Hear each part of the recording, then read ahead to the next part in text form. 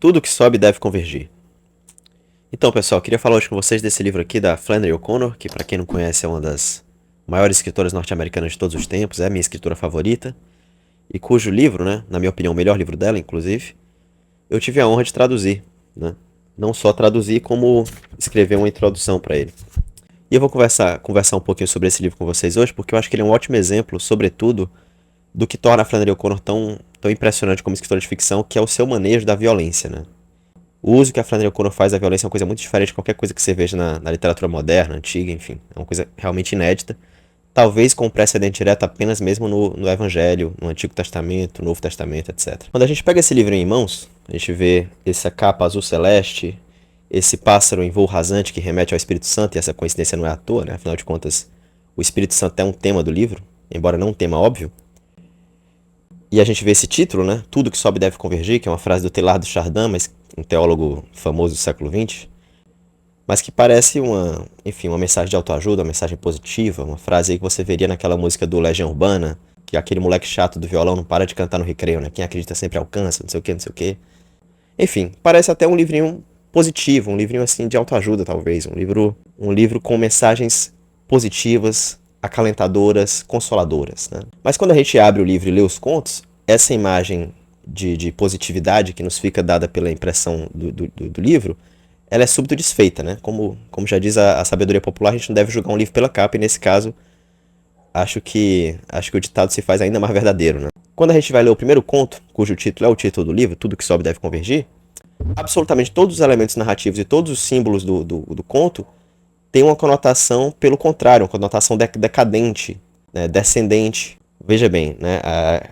O conto se passa numa vizinhança que já foi nobre, mas não é mais.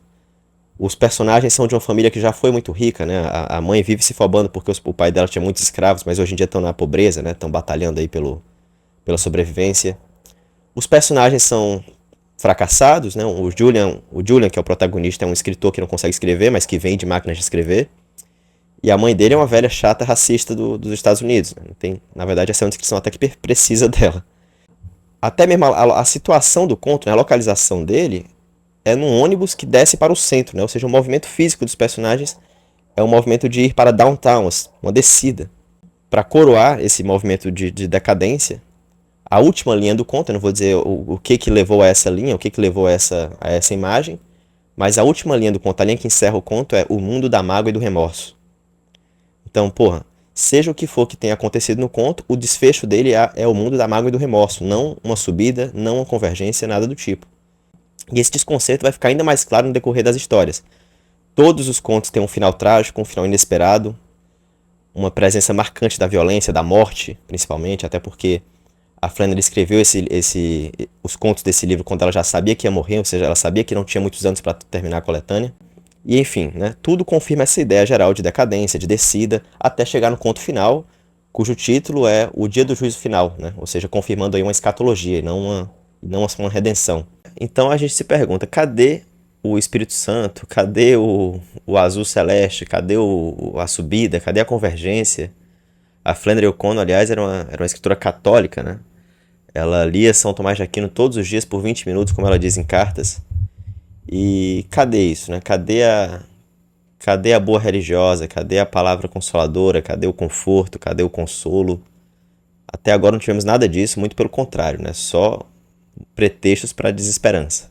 E essa contradição eu acho, a grande marca da Flannery O'Connor, que ela é uma escritora ao mesmo tempo absurdamente violenta, beirando aí um filme do Tarantino da vida, e teológica, religiosa, preocupada com os temas morais da religião. Mas onde é que está isso? Como ela consegue conciliar essas duas coisas, né? Onde é que está a síntese? Esse sentimento de estranheza não é exclusivo da gente, né? Teve uma garota chamada A, né, o nome dela nunca foi revelado, que ela resolveu tirar satisfação com a Flannery O'Connor, né? Ela mandava cartas a ela, e a correspondência entre as duas é inclusive uma coisa muito interessante, porque a era uma jovem escritora e a Flannery foi muito, muito solícita com ela, né? E nas primeiras cartas que ela enviou a Flannery, ela perguntava justamente isso: como é que você pode ser uma escritora católica, cristã, que usa e abusa de tantos temas religiosos e escrever histórias tão apavorantes, né? Histórias que mais se assemelham a uma cosmovisão niilista ou ateia, enfim, absurdista, né, do mundo. E a Flannery respondeu, numa nota que é muito contra-intuitiva, que é justamente por ela ser cristã, por ela ser católica, que ela conseguia retratar a crueldade, a vileza e a violência dessa forma, né? Porque para ela, a ação da graça no mundo, a história do cristianismo, é também uma história de violência. Né? Afinal de contas, o triunfo de Cristo no Evangelho é a crucificação. O próprio Cristo fala, né? Não vim trazer a paz, eu trouxe a espada. E essa noção moderna que nós temos de um cristianismo que é apenas uma consolação para os dramas do mundo, uma fuga das dificuldades do dia a dia, essa é uma noção que não é fiel ao retrato do cristianismo primeiro, né? Do cristianismo da patrística, enfim. E a Flannery tenta explorar esse contrassenso, né? Daí a conotação tragicômica das histórias dela. São histórias que parecem, ou seja, todos os elementos físicos, todos os elementos narrativos parecem narrar uma tragédia, um final trágico, uma história na qual a violência parece punir os personagens de alguma forma, mas que secretamente narra a ação da graça no mundo. Porque a graça opera muitas vezes, é o que a Flannery acredita, de forma violenta, né? Eu vou ler aqui para vocês um trecho de um ensaio que ela escreveu, chamado On Her Work, no qual ela explica melhor o sentido da violência na obra dela, né? E eu acho que é uma reflexão válida. Para o escritor sério, a violência jamais se justifica por si mesma, e sempre aponta a uma outra coisa. É a situação extrema que melhor revela a essência dos seres humanos. Mais do que a mera cotidianidade, importa saber o que somos essencialmente. Essa mencionada violência se trata de uma força que pode ser usada para o bem ou para o mal, e entre os destinos a que ela pode conduzir está o reino dos céus. Aqui outra passagem que eu também acho reveladora. Suponho que as razões para o uso de tanta violência na ficção moderna sejam diferentes para cada escritor. Mas, nas minhas próprias histórias, descobri que a violência é estranhamente capaz de devolver as minhas personagens à realidade e prepará-las para aceitar o seu momento de graça. As suas cabeças são tão duras que, acredito eu, nenhum outro recurso seria suficiente. Esta ideia de que a realidade é algo que devemos regressar por um custo considerável é uma ideia que raramente é compreendida pelo leitor casual, mas que está implícita na cosmovisão cristã. Ou seja, a tragédia dos contos dela, a violência, muitas vezes é usada para resgatar o personagem do seu próprio castelo interior, né? Daí que os protagonistas da Flannery, embora muito diversos uns dos outros, têm sempre em comum que eles são pessoas fechadas em si mesmas. Ora por orgulho, ora por vaidade, ora por soberba, ora por indiferença, o que for. São pessoas muito cabeça dura, né? E que precisam então dessa ação violenta da graça, desse movimento de resgate que é sangrento, doloroso e que cobra um preço alto.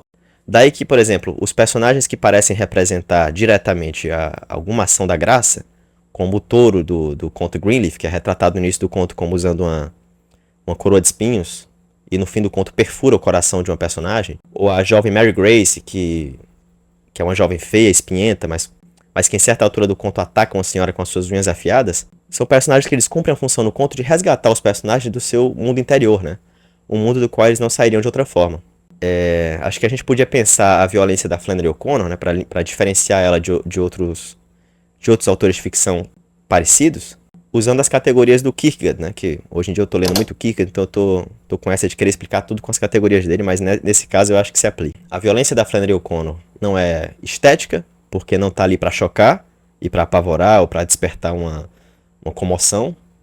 Não é ética, porque não é uma punição por um pecado ou por um equívoco do personagem, como num conto moralista ou numa tragédia. E é, no fim das contas, uma violência religiosa, né? Uma violência que, por ser religiosa, tem esse tempero tragicômico, ambíguo, né? No qual, no fim das contas, nós não sabemos se o que aconteceu ao personagem é uma coisa boa ou ruim, se quem venceu foi a graça ou foi o demônio. E o demônio aparece nos contos também, da mesma forma que temos personagens que são símbolos de Cristo nos contos, nós temos símbolos do demônio que são até talvez as melhores representações do demônio que eu já vi na literatura moderna. E por isso, por esse uso ambíguo da violência, esse manejo tão preciso da disputa entre o céu e o inferno, entre o diabo e a graça, a Flannery O'Connor é uma escritora tão interessante, tão fascinante, tão capaz de agradar qualquer leitor, né? Tanto um leitor que partilhe da mesma cosmovisão dela, que é o cristianismo, como um leitor ateu, niilista, enfim. Ela, como o próprio evangelho, só vomita os mornos, né? E, bem, para encerrar o vídeo, já falei um pouco demais, eu não quero estragar a experiência de leitura de vocês, eu vou ler aqui um parágrafo que eu acho muito exemplar dessa ideia de uma graça apavorante, né? De uma graça violenta, que é uma representação que ela faz do Espírito Santo no final de Calafrio Incessante. Como é um parágrafo final, se você for muito grilado com spoiler, embora honestamente, né, isso não é um filme da Marvel, né? Saber ou não saber o que vai acontecer no final não vai mudar nada. Mas se você for muito grilado, muito sensível, você pode pular essa parte e deixar para conhecê-la quando tiver com o livro em mãos, né? Mas enfim, vou ler aqui. Quando o som dos passos desapareceu na escadaria, Asbury sentou-se de novo na cama. Virou a cabeça, com descrição quase furtiva, para a mesa onde estava a chave que entregara à mãe. Esticou a mão com rapidez, cingiu a chave e a devolveu ao bolso. Ele olhou através do quarto para o pequeno espelho oval sobre a cômoda. Os olhos que o fitaram eram seus velhos conhecidos de todos os dias naquele mesmo espelho. Mas dessa vez lhe pareciam mais pálidos. Pareciam purificados pelo choque, como se tivessem sido preparados para alguma terrível visão que estava para se abater sobre ele. Estremecendo, virou rapidamente o rosto para o outro lado e olhou para fora da janela. O sol imponente, vermelho e dourado, emergia lentamente sobre uma nuvem púrpura. Debaixo, a linha escura do arvoredo condensava-se negra contra o céu carmesim. Era uma muralha frágil, como se fosse a defesa erguida na sua cabeça para protegê-lo do que estava por vir. Sentou-se novamente na cama e olhou para o teto. Sentiu braços e pernas entorpecidos, depois de tantas semanas com calafrios. A vida velha, que ainda restava nele, estava exausta. Esperava a chegada da vida nova. Foi quando sentiu o começo de mais um calafrio tão peculiar, tão leve, que era como uma pequena onda de calor num profundo mar de frio. Faltou-lhe ar. O pássaro feroz, que por todos os anos de sua infância e os dias de sua doença permanecera sempre suspenso sobre sua cabeça, esperando misteriosamente, pareceu mover-se de repente. Asbury empalideceu, e o último véu de ilusão lhe fora arrancado dos olhos, como que por um remoinho de vento.